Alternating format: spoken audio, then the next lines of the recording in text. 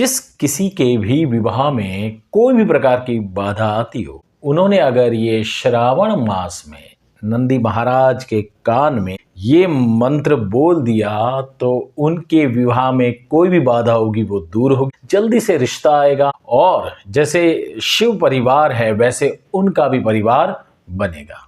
नमस्कार मित्रों, भक्तों, साधकों, आपका हार्दिक स्वागत है divine and destiny YouTube channel में। ये चैनल आपका ही है और आप लोगों की प्यार की वजह से बहुत ही आगे बढ़ रहा है, इसलिए मैं आप सभी जनों का धन्यवाद करता हूँ। Thank you, thank you, thank. आप मेरे परिवार हैं, मित्रजन हैं, मैं आपका शुभ चिंतक हूँ। परिवार में जो बाधाएं आती हैं वो बाधा जल्दी से खत्म हो जाए, आपको कोई कष्ट न पड़े, आपको कोई खर्चा न लगे, वैसा मैं उपाय लाता हूं। श्रावण महीना सबसे प्रभावकारी, पवित्र और शिवजी का महीना है। अगर हमारे घर में किसी की भी शादी नहीं होती या बहुत सारी बाधाएं होती है, आपने बहुत सारा काम कर लिया और शादी नहीं हो रही है, तो श्रावण मास में आपको नंदी भगवान के कान में ये कहना, ये कहती आपके घर में शादी का प्रसंग क्रिएट होगा। श्रद्धा से करना है ये उपाय। श्रावण मास अति दुर्लभ होता है, शिवजी बहुत ही प्रसन्न होते हैं श्रावण मास में और शिवजी वहां स्वयं विराजमान हो। लेकिन देखिए, डायरेक्टली शिवजी आपसे मिलते नहीं। हमें ये जो उपाय है ये जानकर समझकर करना। हम शिव मंदिर में अक्सर जाते हैं, रोज जाते हैं, पर वो मांगने के लिए नहीं जाते हैं, हम अपनी शांति के लिए जाते हैं। लेकिन ये उपाय आपको खास अपने विवाह के लिए करना है। आजकल शादी एक बड़ी बाधा है, रिश्ते आते हैं बट बात नहीं बनती, एंड मोमेंट पे रिश्ते में गड़बड़ हो जाती। चलो सगाई हो भी जाए तो भी पता चलता है कि लड़का ऐसा है या लड़की ऐसी है या ये इनमें कोई चरित्र की कमी है, तो फिर सगाई टूटती, फिर रिश्ते आने में प्रॉब्लम होती। माता पिता चिंतित रहते हैं, लड़का लड़की भी चिंतित रहते हैं। 30-35 की उम्र हो जाती है, अरे 40 तक भी उम्र हो जाती तो भी शादी नहीं होते। बहुत सारा विधि विधान कर चुके हैं तो भी शादी नहीं होती। बड़ी समस्या है। आपको सीरियसली लेकिन श्रद्धा के साथ ये उपाय करना है। और अगर आपने बहुत सारे उपाय किए हैं और आपका काम नहीं बन रहा है तो आप एक बार मुझे अपनी जन्म पत्रिका दिखाएं, डेट ऑफ बर्थ, टाइम, जगह शेयर करिए। मैं बहुत ही कम दक्षिणा लेकर आपको बताऊंगा कि आपका जीवन साथी यानी सामने वाला पार्टनर कहां से मिले, कैसा होगा, क्या करता होगा, किस दिशा से मिलेगा, आपका लग्न जीवन कैसा रहेगा, ये सारी डिटेल्स आपको कम दक्षिणा में मिलेगी। प्लस मैं आपको वो उपाय जिसे हम रेमेडीज कहते हैं वो बताऊंगा कि ये साल में आपकी कम से कम सगाई हो और बहुत ही लकी हो तो आपकी ये साल के एंड में शादी भी हो सकती है। और अगर आप चैनल पे नए हो तो प्लीज सब्सक्राइब करिए, बेल आइकन को प्रेस करिए और ऐसे ही वीडियो आपको मिलते रहेंगे। हमें श्रावण मास में किसी भी एक दिन में ये उपाय करना है। ये उपाय पूरी श्रद्धा से करना है, इसके लिए आप पूरा वीडियो देखिए।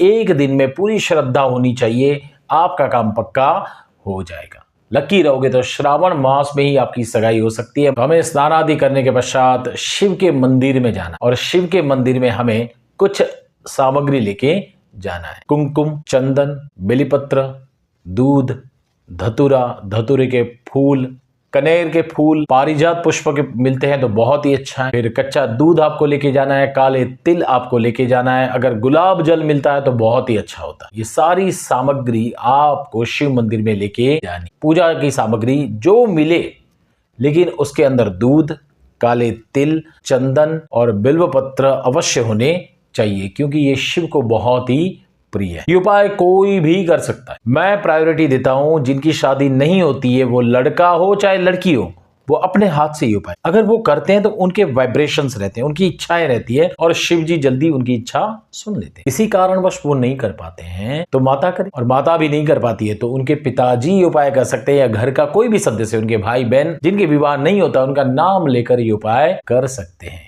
शिव के मंदिर में हमें जाना है किसी भी दिन। अगर आप सोमवार को जाते हो तो बहुत ही लकी है। देखिए, सोमवार, एकादशी पवित्र माना जाता है। अगर आप सोमवार के दिन जाओ तो बहुत ही अच्छा है। अगर आपको सोमवार नहीं मिल पाता है तो किसी भी दिन पूरी श्रद्धा के साथ आप जाइए और ये वस्तुएं शिव को आपको अर्पण करनी है। सबसे प्रथम आपको शिव के मंदिर में जाते ही गणेश जी महाराज को नमस्कार करना है, क्योंकि शिव जी ने उनको वरदान दिया है कि किसी भी शुभ प्रसंग की शुरुआत गणपति बाप्पा के नाम से होती। गणेश जी को नमस्कार करिए, उनकी पूजा करिए, हो सके दुर्वा और लाल पुष्प उनको चढ़ाइए। फिर हनुमान जी के पास जाइए, उनको नमस्कार करिए, उनकी पूजा आप करिए। फिर आपको नंदी भगवान के पास जाना है और नंदी नंदी भगवान को प्रणाम करना है, नमस्कार करना है, पूजा करनी है उनकी, और उनके कान में एक मंत्र बोल। आम दिन रोज बोलते हैं, बट ये मंत्र बहुत ही पावरफुल। इस मंत्र को शिव पंचाक्षर मंत्र भी कहा जाता है। ये मंत्र है ओम नमः शिवाय। इस मंत्र में इतना पावर है कि इंसान की कोई भी इच्छा इस मंत्र से पूरी हो सकती है।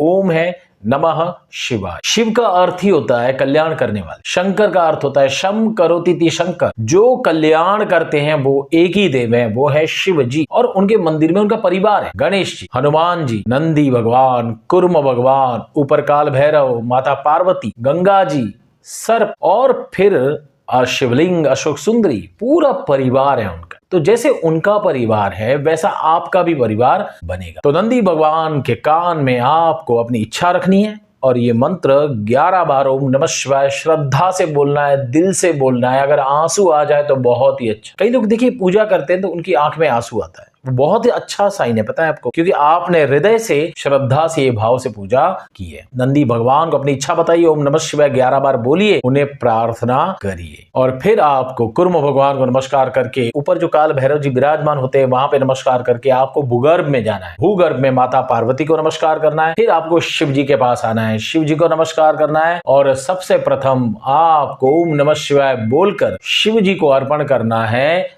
पानी। फिर कच्चा दूध, गाय का दूध जो मिलता है वो शिव को अर्पण करिए, काले तिल अर्पण करिए, फिर अगर आप मुट्ठी भर मूंग अगर ला सकते हो तो मूंग भी आपको अर्पण करना है, जनेऊ अर्पण करना है, बेली पत्र 3 लीजिए, उस पे ओम लिखकर अवश्य अर्पण करिए, धतूरे का पुष्प अर्पण करिए, धतूरे का फल जो आता है वो भी आप अर्पण कर सकते हो, पारिजात पुष्प, कनेर पुष्प जो पीले रंग का होता है वो शिव को बहुत ही पसंद होता है, वो सच्चे मन से आप अर्पण करिए, गुलाब जल है तो वो अर्पण करिए, चंदन अर्पण करिए, जो वस्तु आपको मिलती है वो श्रद्धा से अर्पण करिए। ओम नमः शिवाय मंत्र जितनी बार बोल सकते हैं बोलिए, क्योंकि नंदी भगवान ने शिव जी के पास आपकी जो इच्छा है वो रख दी, आपकी इच्छा अवश्य पूरी हो जाएगी। शिव इतने भोले हैं और वो भोले के नाथ हैं। अगर आपने बालक की तरह सच्चे हृदय से ये पूजा की और आपने ये काम किया, देखिए आपको वहां पे मिठाई भी अर्पण करनी। मिठाई क्यों अर्पण करते हैं? क्योंकि हमारा मीठा मुंह होने वाला है, हमारे घर में एक मीठा सा प्रसंग बनने वाला है, इसलिए शिव जी को आप कोई भी प्रकार के लड्डू या मिठाई आप अर्पण कर सकते हो। गणपति महाराज को अर्पण कर सकते हो, नंदी भगवान को अर्पण कर सकते हो। अब हर भगवान को ये मिठाई अर्पण करिए, जितनी आपकी श्रद्धा हो, जितनी आपकी शक्ति हो, उस हिसाब से आप मिठाई अर्पण करिए, प्रणाम करिए, नमस्कार करिए, मंदिर में बैठिए, मंदिर को फील करिए, श्रद्धा रखिए। देखिए फीलिंग बहुत जरूरी होती है, आप कितना अंदर इन्वॉल्व होते हो, उस तरह से भगवान आपको पूर्ण फल देंगे। एक बार श्रावण के एक दिन में ये उपाय कर, अगर आप रोज जाते हो तो रोज आपको जैसे आप पूजा करते हो वैसे पूजा करना ही है, और ओम नमः शिवाय मंत्र आपको बोलना है।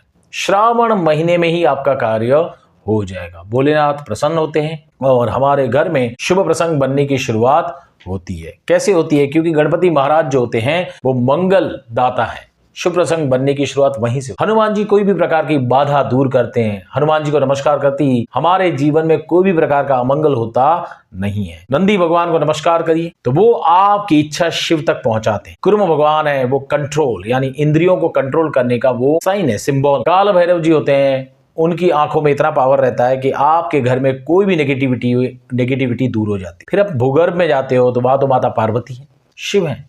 शिव शक्ति का जैसे मिलन है वैसे आपका मिलन होगा। आपका मनचाहा पात्र या आपका जो पार्टनर है वो आपको मिल जाएगा। आपका लग्न जीवन बहुत ही अच्छा होगा। देखिए शर्त सिर्फ और सिर्फ है श्रद्धा। कभी भी जब पूजा करते हैं तो कोई भी प्रकार का डाउट न, क्योंकि भगवान आपके तरफ है, आपको कभी नुकसान पहुंचाते नहीं। सामग्री पूरी ले जाइए, कुछ 19-20 हो तो ठीक है, श्रद्धा से ये उपाय करिए, आपका कार्य अवश्य हो जाएगा।